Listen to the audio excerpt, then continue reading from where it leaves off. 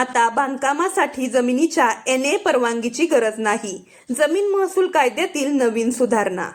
Hi hello नमस्कार. आपल्या सर्वांचे महत्त्वाची माहिती या चॅनेलवरती मनापासून स्वागत आहे. आज आपण सदर व्हिडिओच्या माध्यमातून महत्त्वपूर्ण माहिती घेऊन आलेलो आहोत. परंतु जर आपण पहिल्यांदाच या चॅनेलवरती आला असाल तर अशाच नवनवीन व महत्त्वपूर्ण माहितीसाठी आपल्या चॅनलला सबस्क्राईब करा. राज्यामध्ये कृषी क्षेत्र अकृषक करताना NA करताना आता नगर रचना विभाग व स्थानिक प्राधिकरणाने दिलेली बांधकाम नकाशा परवानगी हीच आता NA परवानगी असणार आहे. त्यासाठी जिल्हाधिकाऱ्यांकडून स्वतंत्र बांधकाम परवानगी घेण्याची गरज यापुढे लागणार नाही.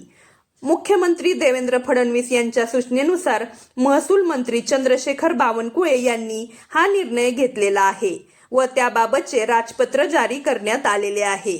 महाराष्ट्र जमीन महसूल संहितेत महत्त्वपूर्ण सुधारणा करण्यात आलेली आहे व आता वार्षिक अकृषक कर देखील रद्द करण्यात आलेला आहे. जिल्हाधिकाऱ्यांच्या परवानगीची गरज आता संपली. नियोजन प्राधिकरणाकडून बांधकाम नकाशाला मंजुरी घेतल्यानंतर जिल्हाधिकाऱ्यांकडे अकृषक परवानगीसाठी चक्रा माराव्या लागत होत्या. आता नवीन नियमानुसार जमिनीचा वापर विकास आराखड्यानुसार अनुज्ञेय असेल तर नियोजन प्राधिकरणाने दिलेली बांधकाम परवानगी हीच अकृषक परवानगी मानली जाणार आहे. जिल्हाधिकाऱ्यांच्या स्वतंत्र परवानगीची किंवा सनदेची गरज आता राहणार नाही. सरकारने जमीन वापर बदल प्रक्रियेत संरचनात्मक सुधारणा करून महसूल व नगर रचना यातील दुहेरी यंत्रणा संपवली आहे. एकदाच अधिमूल्य भरून परवानगी मिळणार असल्याने जमीनधारकांना यामुळे दिलासा मिळालेला आहे. अकृषक कराच्या जुन्या थकबाकीतून मुक्तता. ज्या नागरिकांचा अकृषक कर थकीत आहे त्यांना दिलासा देण्यासाठी शासनाने या सुधारणेच्या दिनांकापर्यंतचा थकीत कर वसूल करण्यापासून सूट दिलेली आहे.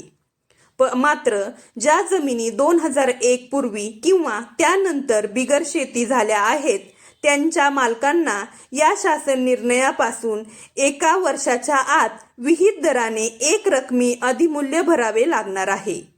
बांधकाम परवानगीसाठी ऑनलाईन अर्ज करता येणार आहे. परवानगी मिळताच महसूल विभागाच्या संगणकीय प्रणालीद्वारे 7/12 उतार्यात आपोआप फेरफार नोंद घेतली जाणार आहे. फक्त बांधकाम परवानगी मिळाली म्हणून भोगवटदार वर्ग 2 कमी श्रमाच्या जमिनीच्या दर्जामध्ये बदल होणार नाही. त्यासाठी आवश्यक असलेले नजराना शुल्क भरावे लागणार आहे. कर्जासाठी सनदेची अट रद्द. अनेक बँका कर्ज देत असताना अकृषक सनदेचा आग्रह धरतात. परंतु शासनाने स्पष्ट केले आहे की नियोजन प्राधिकरणाची परवानगी मिळाल्यानंतर बँकांनी सनदेसाठी आग्रह धरू नये. जिल्हाधिकाऱ्यांनी हे आदेश सर्व बँकांच्या निदर्शनास आणून द्यावेत असे निर्देश देण्यात आलेले आहेत. असे असतील एकरकमी रूपांतरण अधिमूल्य.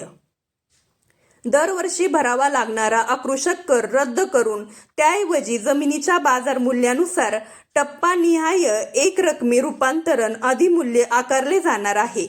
त्याचे दर खालीलप्रमाणे असणार आहेत. भूखंडाचे क्षेत्रफळ.